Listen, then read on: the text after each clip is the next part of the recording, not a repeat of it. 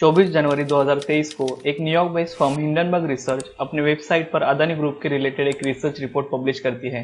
2017 में Nathan Anderson द्वारा बनाई ये कंपनी आज पहली बार किसी चाइना और अमेरिकन कंपनी के अलावा इंडियन कंपनी अदानी ग्रुप पर अपना इन्वेस्टिगेटिव रिपोर्ट पब्लिश करने जा रही थी। पब्लिश होने के कुछ ही समय बाद पूरे दुनिया का ध्यान अपने तरफ आकर्षित करने वाली इस हिंडनबर्ग रिपोर्ट के अनुसार अदानी ग्रुप पर कई एलिगेशन लगाए गए, जैसे stock manipulation, accounting fraud, money laundering, cooperation to create offshore shell entities in Mauritius and UAE who provide tax haven jurisdiction, then use of shell companies to raise share prices. इन सारे आरोपों के बावजूद हमें हमारे दर्शकों को ये बताना जरूरी बनता है कि ये सारे रिपोर्ट पब्लिश करने के अलावा हिंडनबर्ग रिसर्च इन फ्यूचर अगर impacted Adani stock negative flow करते हैं तो उससे शॉर्ट सेलिंग कर पैसे कमाने का दावा भी करता है। इस चीज से हमें अदानी ग्रुप और हिंडनबर्ग रिसर्च दोनों के रिस्पॉन्सिव एग्रेशन को समझने के लिए मदद मिल सकती है। अगर आपको हिंडनबर्ग रिसर्च का रिपोर्ट पढ़ना या एनालाइज करना हो तो उसकी लिंक वीडियो की डिस्क्रिप्शन में दी गई है। हिंडनबर्ग रिसर्च के रिपोर्ट के कारण 25 जनवरी के बाद अदानी ग्रुप के सारे स्टॉक्स पर नेगेटिव इंपैक्ट दिखता है, जिसके कारण मात्र एक हफ्ते के दौरान अदानी $36 बिलियन यानी 3600 करोड़ रुपए खो देते हैं। तो दूसरे हफ्ते तक अदानी ग्रुप के 7 कंपनीज की आज की मार्केट कैपिटलाइजेशन 2 महीने पहले होने वाली मार्केट कैपिटलाइजेशन के करीब हाफ वैल्यू तक पहुंच जाती है। तो दूसरे ओर अदानी मोदी गुजरात कनेक्शन को लेकर सरकार और विपक्ष में भारी गर्मागर्मी दिखाई देती है और इसी के चलते विपक्ष ने हिंडनबर्ग रिपोर्ट पर ज्वाइंट पार्लियामेंट्री कमेटी द्वारा इन्वेस्टिगेशन की मांग की है।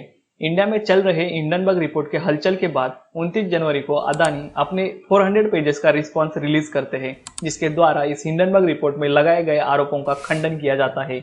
If you want to go through this Adani response then you can find the link in video description. Hindenburg report में मेंशन किए गए मल्टीपल एलिगेशन में से इंडियन इकोसिस्टम को समझ के कई आरोपों को हम इग्नोर या पॉजिटिव तरीके से अंडरस्टैंड भी कर ले तभी कुछ अलार्मिंग कंसर्न को हमें जरूर नोटिस करना पड़ेगा। जैसे इंडियन रेगुलेटरी बॉडी सेबी के अकॉर्डिंग इंडिया में प्रमोटर 75% से ज्यादा कंपनी शेयर्स को होल्ड नहीं कर सकता, लेकिन हिंडनबर्ग क्लेम करता है कि अदानी अपने पास 75% से भी ज्यादा शेयर्स अदानी ग्रुप में शेल कंपनी द्वारा होल्ड करता है। इसके अलावा हिंडनबर्ग क्लेम करता है कि अदानी मॉरिशियस बेस्ड कुछ शेल कंपनी का यूज कर अदानी ग्रुप के शेयर प्राइस को इन्फ्लेट और कंट्रोल करता है।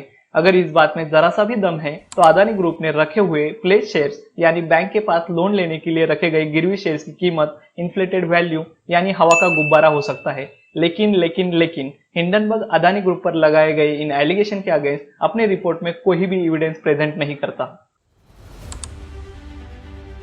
Hindenburg report and negative market impact के बाद दुनिया की कई बैंक एंड फाइनेंशियल इंस्टीट्यूट्स का भी अदानी ग्रुप के अगेंस्ट नेगेटिव अप्रोच हमें दिखने मिलता है। जैसे first, India's market regulator SEBI has increase scrutiny of deal made by Adani group over the past year, यानी सेबी ने पास्ट कुछ साल में हुए अदानी ग्रुप के सारे डील्स को क्रिटिकल एग्जामिनेशन के दायरे में लेने का फैसला लिया है। सेकेंड, 9 फरवरी 2023 को Norway sovereign wealth fund Adani group में इन्वेस्टेड 200 मिलियन वर्थ फंड्स को पुल आउट कर लेते हैं। थर्ड, कई फाइनेंशियल रेटिंग एजेंसीज की रिपोर्ट में अदानी ग्रुप की रेटिंग वैल्यू गिरती हुई पाई गई। तो fourth, MSCI cut down Adani firms waiting in their index और इसके अलावा Credit Suisse, city group and standard chartered जैसे कई ग्रुप अदानी बॉन्ड्स को एज अ कोलेट्रल एक्सेप्ट करने के लिए मना करते हैं। हिंडनबर्ग रिपोर्ट पब्लिश होने के एक हफ्ते बाद तक अदानी ग्रुप के अगेंस्ट चले नेगेटिव पर्सपेक्टिव को चेंज करने हेतु अदानी कुछ डिसीजन लेते हैं। जैसे 2 फरवरी 2023 को अदानी फुल्ली सब्सक्राइब FPO यानी हिंडनबर्ग रिपोर्ट पब्लिश होने के पहले वाले ओल्ड प्राइस में सोल्ड होने वाले 20,000 करोड़ के FPO को कैंसिल करने का डिसीजन लेते हैं। अदानी ये डिसीजन आम आदमी की FPO के against invested high price and Adani shares की गिरती वैल्यूज को कंसीडर कर लेते हैं, जिसका एम मार्केट में अपने इन्वेस्टर्स का ट्रस्ट रिगेन करना हो सकता है। On other hand, to tackle the allegation from Hindenburg report 7 फरवरी 2023 को अदानी ग्रुप अपने 1.1 बिलियन वर्थ प्लेज शेयर्स यानी लोन के अगेंस्ट गिरवी रखे शेयर्स को छुड़ाने का डिसीजन अनाउंस करते हैं, जिसका फायदा अदानी ग्रुप को पॉजिटिव मार्केट एस्टेब्लिश करने के लिए हो सकता है।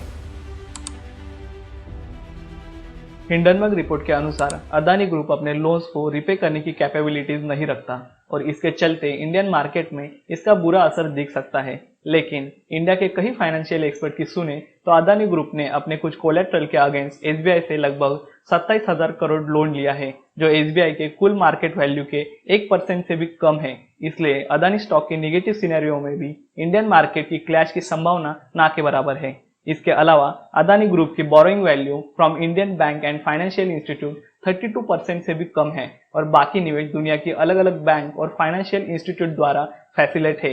इसके कारण इंडियन मार्केट पर अदानी स्टॉक इन्फ्लेशन का कोई सीधा असर नहीं है। तो एसेट मैनेजमेंट कंपनी उनके according Adani shares over valued होने के कारण Indian mutual fund Adani group में इन्वेस्टेड नहीं है, जिसके कारण इंडियन रिटेल इन्वेस्टर पर अदानी हिंडनबर्ग क्राइसिस का कोई डायरेक्ट इम्पैक्ट दिखाई नहीं देता।